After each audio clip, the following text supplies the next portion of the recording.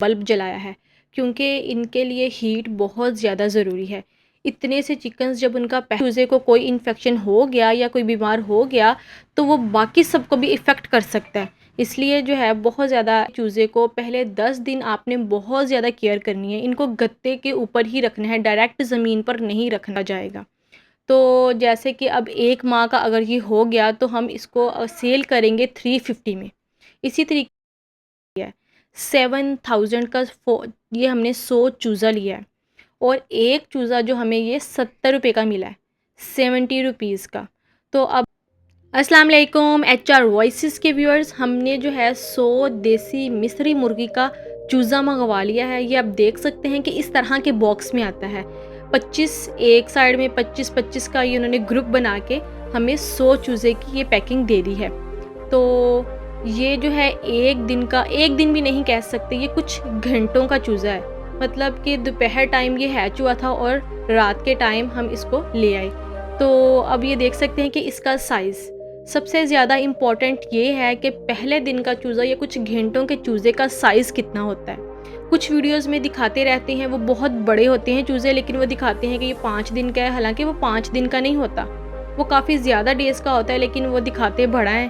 तो इसी तरह से आप इसको देख सकते हैं कि ये जैसे रुई के गोले छोटे छोटे से भी, इनकी आंखें भी नहीं खुली, बहुत छोटा साइज़ है इनका। तो इस तरह से ये देसी मिस्री मुर्गी चूज़े की यही पहचान है कि ये ब्लैक वाइट भी हैं, येलो से भी हैं, गोल्डन टाइप भी हैं, इस मिक्स होते हैं ये सारे। जबकि ब्रॉयलर में वो सारे के सारे येलो, लाइट येलो कलर के होते हैं। तो इस तरह से हमारा ये पूरा एक पैक आया है। ये 28 मार्च 2024 को लाए थे और उन डेज़ में थोड़ी सर्दी थी, मतलब सर्दी अपनी एंडिंग पोजीशन पे थी। तो इस वजह से हमने यहाँ पर इसके ऊपर एक हीटिंग बल्ब जलाया है, क्योंकि इनके लिए हीट बहुत ज़्यादा ज़रूरी है। इतने से चिकन्स जब उनका पहला दिन हो, शुरू वाले जो डेज़ होते हैं, इनके लिए हीट बहुत ज़्यादा ज़रूरी है। अगर तो आपका मौसम गर्म है तब तो इतनी कोई हीटिंग सिस्टम की ज़रूरत नहीं है, लेकिन अगर मौसम ठंडा है तो हीट बहुत ज़्यादा ज़रूरी है। और आप देख सकते हैं कि जो इनका रूम का टेम्परेचर है वो 26 है, और इनके लिए नॉर्मल टेम्परेचर वो 33 होता है। ये सबसे ज़्यादा बहुत ज़्यादा इम्पॉर्टेंट बात है कि इतने चिक्स के लिए, डे 1 के चिक्स के लिए 33 टेम्परेचर जो नॉर्मल टेम्परेचर है, अदरवाइज़ ये आपस में चिपक जाते हैं। तो फिर इसके लिए अब हमने क्या किया है कि इनको इनके बॉक्स से निकाल के थोड़ा खुला इन्वायरमेंट दे दिया है, ताकि ये आराम से अलग अलग फिर सके। ऐसे ये एक दूसरे के ऊपर चढ़ जाते हैं तो जो नीचे दब जाता है वो बेचारा मर जाता है इनके वेट की वजह से, क्योंकि अभी इनका कौन सा कोई ख़ास वेट है, तो ये फिर इसी वजह से ये मर जाते हैं। वो आप देख सकते हैं कि हमारा जो एक चूज़ा है वो आते साथ ही मर गया, क्योंकि ये सारे वो नीचे दबा रहा और बाकी सारे उसके ऊपर चढ़ गए। तो इसलिए इनका जो खुला इन्वायरमेंट इनको देना बहुत ज़्यादा ज़रूरी है। खुले इन्वायरमेंट के साथ साथ इनको हीट भी देना बहुत ज़्यादा ज़रूरी है, क्योंकि ये बेसिकली काम होता है मुर्गी का। तो अब मुर्गी नहीं है, तो इस वजह से हमें ही इनको मुर्गी वाला जो इन्वायरमेंट प्रोवाइड करना पड़ेगा। तो अभी फ़िलहाल हमने इसके ऊपर एक बल्ब लगाया, इसके हम देखेंगे कि टेम्परेचर कितना होता है। अगर तो टेम्परेचर जो होगा वह कम होगा तो हम फिर डबल बल्ब लगा देंगे। तो अभी हमारा खुद ये जो है फर्स्ट एक्सपीरियंस है, और आपने हमेशा कोशिश करनी है। बहुत ज़्यादा इम्पॉर्टेंट स्टेप ये है कि इसको डायरेक्ट ज़मीन के ऊपर नहीं रखना, क्योंकि नीचे कोई ज़मीन ठंडी होती है जिसकी वजह से ये बीमार भी हो सकते हैं। इसलिए कोई भी गत्ता पहले दिन के चूज़े को पहले 10 दिन आपने बहुत ज़्यादा केयर करनी है। इनको गत्ते के ऊपर ही रखना है, डायरेक्ट ज़मीन पर नहीं रखना। तो गत्ता किसी भी किस्म का हो सकता है।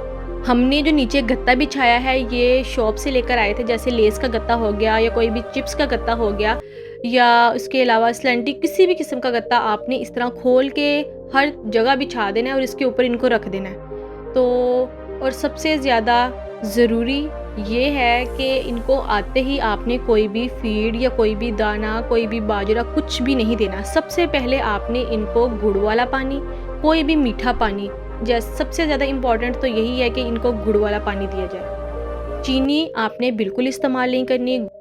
गुड़ वाला पानी या एनर्जाइल जिसमें ग्लूकोज होता है वो वाला, वो इनको थोड़े से पानी में मिक्स करके दे देना है, ताकि सारे चूज़े वो एक बार पी लें। तो फिर आपने रात को ये रख देना है, और आपने तकरीबन कोई ओवरनाइट, सुबह आपने नेक्स्ट डे पानी इनका चेंज करके सादा जो पानी नॉर्मल टेम्परेचर का, रूम टेम्परेचर का जो पानी होता है वो इनको देना है, और इसके साथ साथ इनको फीड भी डालनी है। अब फीड इनको कौन सी डालनी है? कोई इनको बाजरा नहीं देना। फीड आपने इनको 14S नेम की फीड है वो इनको देनी है। 14 नंबर है और S मतलब स्मॉल, और 14E भी होता है, वो होती है लार्ज, वो बड़ी मुर्गियों के लिए होती है। जब आप इनको ये फीड देंगे ना, तो ये पहले 10 दिन जो है आपने जो है इनकी बहुत ज़्यादा केयर करनी है। इनको ज़्यादा से ज़्यादा फीड खिलानी है ताकि जो इनका जो है थोड़ा सा स्टेमिना है ना, ये थोड़े से अपने आप में स्टेबल हो जाए। ये भी न्यू इन्वायरमेंट में होते हैं, तो ये इनको भी इतना कोई ख़ास खाना पीना भी नहीं आता। एक बल्ब की वजह से इनका जो टेम्परेचर है वो सेट नहीं हो रहा था, तो अब हमने फिर क्या किया कि इनमें 2 हीटिंग बल्ब लगा दिए हैं। ये 100 वाट का बल्ब है, येलो लाइट वाला। तो अगर आप कोई भी दूसरा बल्ब लगाएंगे, LED बल्ब लगाएंगे, तो वो हीट प्रोड्यूस नहीं करेगा, इसलिए 100 वाट का येलो बल्ब लगाना है ताकि ये इनका जो इतना सा इन्वायरमेंट है वो गर्म रहे। ये टेम्परेचर वाली डिवाइस भी बहुत ज़्यादा ज़रूरी है, क्योंकि इससे आपको पता चलता रहता है कि रूम का जो टेम्परेचर है वो इस टाइम कितना है।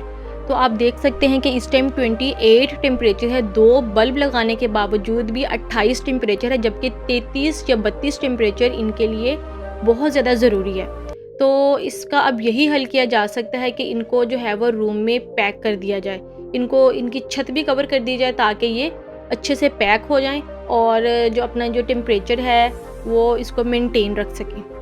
अब ये है डे 2 पे हमने क्या किया कि इनके ऊपर तरपाल डाल दी ताकि इनको ज़रा भी सर्दी ना लगे, इनको ज़रा भी बाहर की हवा ना लगे। इनको बहुत ज़्यादा पैक रखना है। जिस तरह आप अपने बच्चों की केयर करती हैं वैसे ही सेम आपने इनकी केयर करनी है। तो हमने इसके ऊपर इस तरह से तरपाल लगा दी थी, और इनका जो हीटिंग बल्ब है वो जो रात को वो जल गया।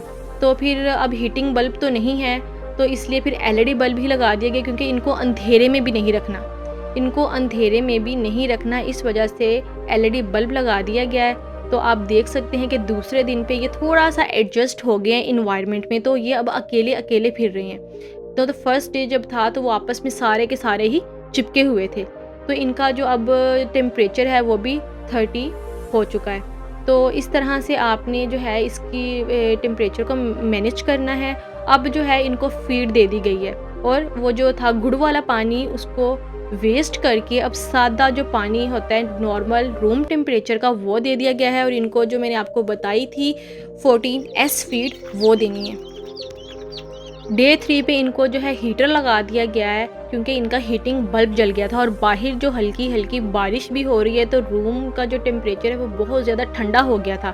तो हमने क्या किया, हीटर लगा दिया। हीटर लगाने से इनका टेम्परेचर 32 हो गया, और अब ये देख रहे हैं कि 32 टेम्परेचर में कितने ज़्यादा इन्वायरमेंट में स्टेबल हैं, मतलब अलग अलग फिर रहे हैं, आपस में चिपके हुए नहीं। इनकी पहचान, चिपकने की पहचान यही है कि इनको सर्दी लग रही है, तो इसलिए हमने हीटर हल्का सा जला दिया है। तो अब ये बहुत इनका जो इन्वायरमेंट है बहुत ज़्यादा अच्छा हो गया है। तो इस तरह से आपने ये सारी की सारी सेफ्टी मेजर्स का ख्याल रखना है, तो आपका इंशाल्लाह चूज़े की प्रोडक्शन बहुत ज़्यादा अच्छी होगी।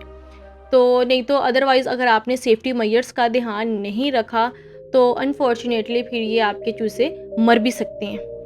और आपने कोशिश करनी है कि पहले 10 दिनों में इनको ज़्यादा से ज़्यादा फीड खिलानी है, ताकि ये थोड़े से ज़्यादा स्ट्रॉन्ग हो जाएं, अपने आप को थोड़ा सा स्टेबल कर लें। तो जितनी फीड खाएंगे उतनी ही ज़्यादा जल्दी जो है वो इनकी ग्रोथ होगी। फर्स्ट 15 डेज़ जो है थोड़े से मुश्किल होते हैं, बाद में ये अपने आप को इन्वायरमेंट में एडजस्ट कर लेते हैं। अब जो है डे 4 पे हमारा एक चूज़ा सर्दी की वजह से बीमार हो गया। तो आपने फ़ौरन से पहले जो बीमार चूज़ा है इसको बाकी चूज़ों से सेपरेट कर देना है, क्योंकि अगर वो बीमार चूज़ा इनके अंदर ही फिरता रहा तो बाकी सबको भी जम्स लग सकती हैं। तो आपने बहुत ज़्यादा एहतियात करनी है, आपने बहुत ज़्यादा एहतियात की ज़रूरत है। थोड़ी थोड़ी देर बाद आके चेक करते रहें, इनको देखते रहें कि कोई चूज़ा अगर ढीला है या बीमार सा लग रहा है तो आपने उसको फ़ौरन से पहले सेपरेट कर देना है। हमने जो है इसको अभी वो फीडर में ही रख दिया ताकि यहाँ से दाना भी खाता रहे, क्योंकि ना तो ये कुछ खा रहा था ना तो ये कुछ पी रहा था। इसलिए आपने कुछ ऐसा सिस्टम करना है जहाँ पर इसकी खुराक भी मौजूद हो। तो बाकी सारे चूज़े तो अल्हम्दुलिल्लाह बिल्कुल ठीक हैं, बस एक चूज़ा था थोड़ा सा बीमार सा, उसको बाकियों से सेपरेट कर लिया है। और इनका जो अब इस टाइम टेम्परेचर है वो भी बिल्कुल ठीक है, क्योंकि ये अलग अलग फिर रहे हैं। इनका टेम्परेचर 30+ ही है। आपने हमेशा 30+ टेम्परेचर रखना है और इस तरह से आपने जो है अपने चूज़ों की हिफाजत करनी है। इनको किसी भी किस्म के इन्फेक्शन से बचाना है, क्योंकि अगर एक भी चूज़े को कोई इन्फेक्शन हो गया या कोई बीमार हो गया तो वो बाकी सबको भी इफ़ेक्ट कर सकता है। इसलिए जो है बहुत ज़्यादा एहतियात की ज़रूरत है। अब मैंने क्या किया है कि वो जो बीमार चूज़ा है उनको बाकियों से सेपरेट कर दिया है, लेकिन वो बार बार बाहर निकलने की कोशिश कर रहा है। तो लेकिन आपने हमेशा, जब तक ये बिल्कुल स्टेबल नहीं हो सकता, सही नहीं हो जाता, तब तक आपने इसको अलग ही रखना है और आपने इसको इसी जगह पर इसका दाना और पानी देना है। तो ये खा तो वैसे कुछ रहा नहीं है, इस वजह से इसको आपने इस तरह सेपरेट ही रखना है। तो अब ये देखें, वो एक चूज़ा जो था वो बाहर से छलांग लगा के अंदर आ गया इसकी आवाज़ सुन के। तो इस तरह से ये जो है सारा अपना एक दूसरे को, अब इनको जान पहचान हो गई है, क्योंकि इनका जो है वो डे 4 चल रहा है। तो आपस में क्योंकि इन्वायरमेंट में स्टेबल हो गए हैं तो इनको अब एक दूसरे की पहचान होगी। अब देखें किस तरह से बाकी सारे चूज़े भी अंदर आने की कोशिश करें, छलांग लगाने की कोशिश करें। जो पहले दिन थे तो बहुत ज़्यादा छोटे, आंखें भी नहीं थी खुल रही इनकी। डे 5 पे थोड़ा मसला हो गया, क्योंकि बारिश की वजह से इनका जो रूम है वो सारा का सारा गीला हो गया। छत टपकने की वजह से ये सारे के सारे चूज़े गीले हो गए। मैं तो अचानक इनको इनके रूम में देखनी है, इनको फीड डालनी है, तो देखा कि सारे के सारे रूम में पानी भरा हुआ है और ये सारे गीले हो गए हैं। तो बहुत ज़्यादा डर गई कि पता नहीं अब इनको सर्दी ना लग जाए या इनको कुछ हो ना जाए। तो क्योंकि डे 5 था और ये स्टेबल हो गए थे। अब आप देख सकते हैं कि जब इनको ज़मीन पे रखा है तो सारे आपस में चिपक गए हैं, क्योंकि अभी इनको ज़मीन पे बिल्कुल भी नहीं रखना। तो इसको आपने गत्ते पे रखना है। तो हमने फ़ौरन से पहले फिर क्या किया कि गत्ता चेंज किया, गीले वाला गत्ता निकाला, इनको सेपरेट किया, फिर एक एक को थोड़ा सुखा के झाड़ के फिर हमने इनको उस इन्वायरमेंट में दिया। तो देखिए अब कैसे फिर रहे हैं। तो बस यही है कि एहतियात ही है सबसे ज़्यादा। तो अगर मैं ना आती, इनको ना देखती रूम में आकर, तो ये तो बेचारे फिर सारे मर ही जाने थे सर्दी की वजह से, बारिश की वजह से। 14S फीड ख़त्म हो गई थी तो हमारे पास 14E पड़ी हुई थी। उसको अच्छे से कूट के इनको डालना है, क्योंकि उसका दाना थोड़ा मोटा होता है और इनकी जो चूंच है अभी बहुत ज़्यादा बारीक है। तो आपने देखना है कि बारीक चीज़ इनको डालनी है, जैसे कि पिसा हुआ दलिया। दलिया जो होता है वो भी बहुत ज़्यादा बारीक होता है, वो भी इनको डाल सकते हैं। अगर कोई आपके पास फीड अवेलेबल नहीं है तो आप उसकी रिप्लेसमेंट पे दलिया भी डाल सकते हैं। लेकिन अभी इनको बाजरा बिल्कुल नहीं डालना, क्योंकि अभी ये बहुत छोटे हैं और बाजरा जो है इनके लिए अभी थोड़ा नुकसानदेह है। तो फीड या दलिया, तो इस तरह से हमने इनकी फीड जो है वो कूट के इनको अब डाली है, ताकि ये जो है अपना खाना पीना खाते रहें। ये डे 1 से लेके डे 5 तक मैंने आपको चूज़ों की ग्रोथ दिखा दी है, इनके सेफ्टी मेजर्स के बारे में बता दिया है। बाकी जो है इनकी आगे वाली जर्नी में आपको नेक्स्ट वीडियोस में थोड़ा थोड़ा करके दिखाती रहूँगी। चूज़ों की पूरी जर्नी में आपको दिखाऊँगी। और ये जो है हमने छोटा सा अपने घर में सेटअप तैयार किया है। हमने जो ये 100 चूज़ा हमने 7000 का लिया है, 7000 का ये हमने 100 चूज़ा लिया है। और एक चूज़ा जो हमें ये 70 रुपये का मिला है, 70 रुपीज़ का। तो अब जैसे जैसे इनका साइज़ बढ़ता जाएगा, डेज़ गुज़रते जाएंगे, इनकी प्राइस में भी इजाफ़ा होता जाएगा। तो जैसे कि अब 1 माह का अगर ये हो गया तो हम इसको सेल करेंगे 350 में। इसी तरीके से आगे जब ये 1 मंथ का हो जाएगा, 2 मंथ का हो जाएगा, फिर हम इसको सेल करेंगे इनके वेट के हिसाब से। इसी तरीके से नेक्स्ट आगे से आगे जैसे जैसे इनकी प्रोडक्शन बढ़ती जाएगी, इनके रेट्स में भी इजाफा होता जाएगा। इसीलिए ये एक कोई ज़्यादा मुश्किल काम नहीं है।